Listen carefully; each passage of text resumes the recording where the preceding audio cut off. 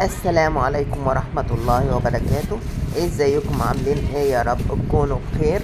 مبدئيا كده حابة اشكر كل اللي اشترك في قناتي وكل اللي فعل زر الجرس وكل اللي حط لايك. شكرا ليكم، شكرا لدعمكم ليا. الف الف مليون شكر، مش هوفيكم حقكم. شكرا لكل اخ واخت دخلولي واشتركوا في قناتي وفعلوا زر الجرس. شكرا ليكم جميعا.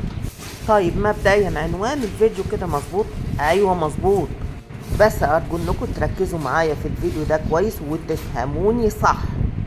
يا جماعة الخير، الاصل في الزواج مش التجارة.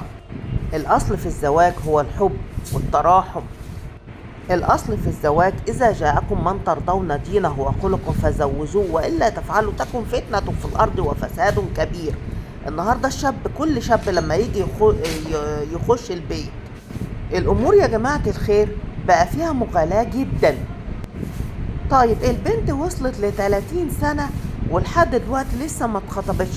ما هو بسببك انت يا باباها، بسببك انت يا مامتها، لانك انت اخدت الموضوع كتجاري. انت شايف النهاردة غلاء المعيشة عامل ازاي؟ لما كل شاب يجي يدخل البيت واول شيء يطلبوه، انت لازم تجيب لها قايمة ب100,000، اقصد تجيب لها شبكة. طيب قايمة بالمبلغ الفلاني بقت ب300 و400 ألف. طب الشاب ده يخش البيت ازاي؟ هو الموضوع بقى تجارة؟ امال فين التراحم؟ فين وجعل بينكم مودة ورحمة؟ فين إذا جاءكم من ترضون دينه وخلقه فزوجوه وإلا تفعلوا تكن فتنة في الأرض وفساد كبير؟ لما النبي عليه الصلاة والسلام صلى الله عليه وصحبه وسلم، لما جاله واحد من الصحابة قال له يا رسول الله أنا أريد أن أتزوج. قال له تزوج بما معك. فأنا مش فاكرة الحديث بالظبط يعني. قال له تزوج ولو بخاتما من حديد. احنا النهارده مش بنقول خاتم من حديد ولا حاجة. قال له والله يا رسول الله، قال له ما معيش خاتم من حديد. قال له فبما معك من القرآن. سبحان الله، الدين يسر وما شد الدين أحدا إلا غلبه. احنا مش بنقول خاتم حديد ولا حاجة، بس بالراحة. التراحم، التراحم وجعل بينكم ومودة ورحمة. الأصل في الزواج مش التجارة. أنا بصراحة النهاردة لما يجي ابني يجي يدخل البيت ويقول له هات لها شبكة بالشيء الفلاني واكتب لها مؤخر بالشيء الفلاني واكتب لها قايمة ب200,000 وزيادة، لا بصراحة حرام، حرام. وبعدين ايش أدراني لما اجي نوافق ان احنا نمضلها على ده كله، وتيجي بعد الجواز بعدها باسبوع ولا اسبوعين ولا 3 يبتدي يكتشف بقى ايه حاجات، ويكتشف انها مثلا تصرفاتها مش كويسة والكلام من ده. طب اعمل ايه وقتها؟ ده المحاكم مليانة يا جماعة. ده انا فوجئت لما بتيجي الواحدة بتطلق بالطلب، الشقة، النفقة، مؤخر الصداق. ماشي يا حبيبة قلبي، هتاخدي حقوقك وهتاخدي الكلام ده كله، بس انا عايزة اقولك على حاجة. انت الخاسر الوحيد في المعركة دي، لان اسأل مجرب ولا تسأل طبيب. هتقعدي سنوات في المحاكم وفي النهاية صدقيني مش هتطولك الا الفتات. فانا عايزة اقولك على حاجة، ابعدي عن سكة المحاكم، ما بتطولش حد حاجة.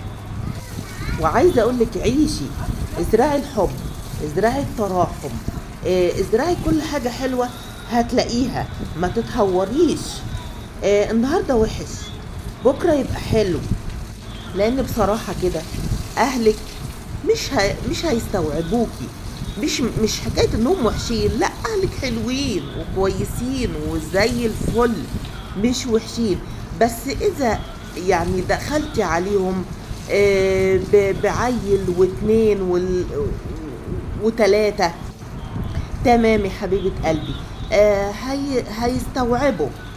عيالك يوم او 2 او 3، وبعدين بعد كده هيبتدوا يتضايقوا، هيبتدوا ينفروا.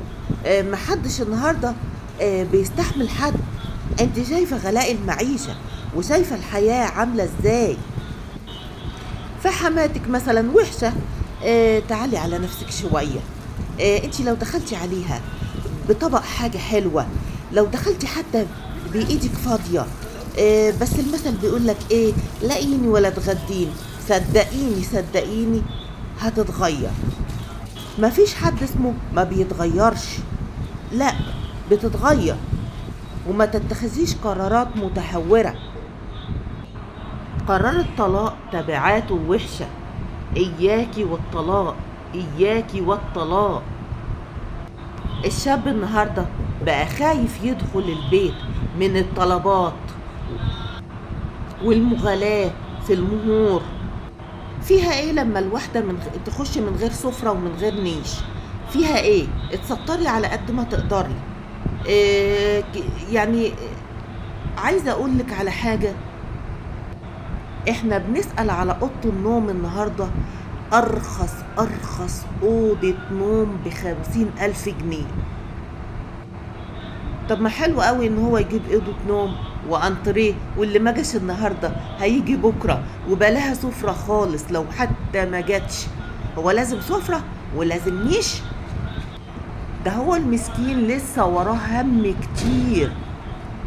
لسه وراه شقة ايجارها اقل حاجة بالميت 3000. يا ابو العروسة ويا ام العروسة، دبروا على قد ما تقدروا، وما تخافوش من أقدار ربنا سبحانه وتعالى. اللي هيكون. والله لو حب بنتكم هيعيش معاها، لو هي بنتكم حبته هتعيش معاها. الأصل في الزواج هو الحب، هو التراحم. طيب هنيجي بقى للحما، وأنا ما بحبش كلمة حما، بس هنطلقها باللغة العامية. مرات ابنك خليكي كويسة معاها، وحبي لمرات ابنك اللي انت تحبيه لبنتك، وبلاش انك انت تتدخلي في كل صغيرة وكبيرة.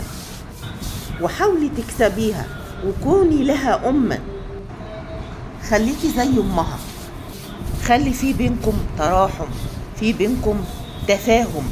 بلاش لما تحصل مشكلة ما تجريش على ابنك وتقولي له بالراحة، خديها كده بالسياسة، تعالي حبيبتي على جنب، بلاش تعملي كذا وبلاش تعملي كذا. صدقيني هي هتحبك. اما انك انت لما تروحي تشتكي لابنها من كل حاجة، بلاش النقطة دي.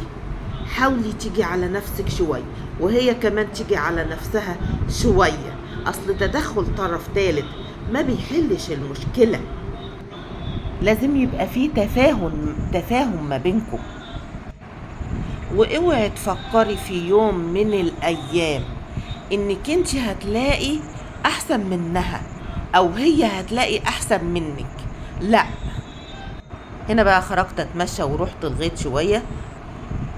خلينا بس نكمل بقية موضوعنا، لان انا شايفة البيوت بقت مليانة طلاق على اتفه الاسباب.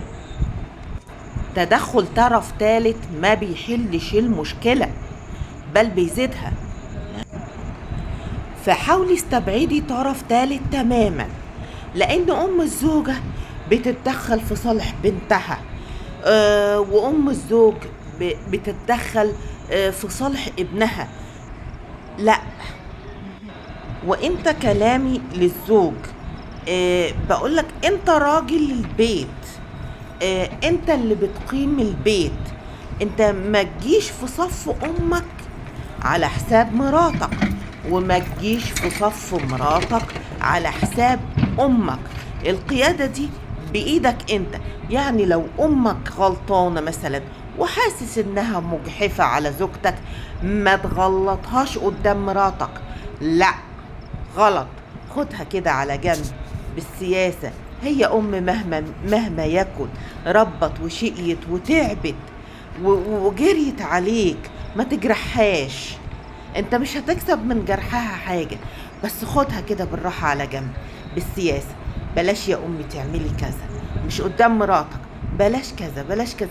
هي هتلاقيها منها لنفسها تتحرج وتحس انها غلطانة، لان احنا مش ملايكة مهما يكن. كلنا خطائين، وخير الخطائين التوابين. برضو لو مراتك غلطانة ما تجرحهاش قدام اهلك، خدها برضو على جنب وبالسياسة، زي ما انت اخدت امك تاخد مراتك. بلاش تعملي كذا، بلاش تعملي كذا. هي لو زوجة كويسة يعني هتحترمك وهترفع لك القبعة. وانت يا اختي الكريمة احترمي زوجك قدام اهله، واوعي اوعي مهما حصلت من مشاكل، مهما حصل من مشاكل، اوعي تقولي له هات لي شقة بره، انت الخسرانة في الموضوع ده. لا، انت تستحملي شوية وتيجي على نفسك شوية، واكيد اللي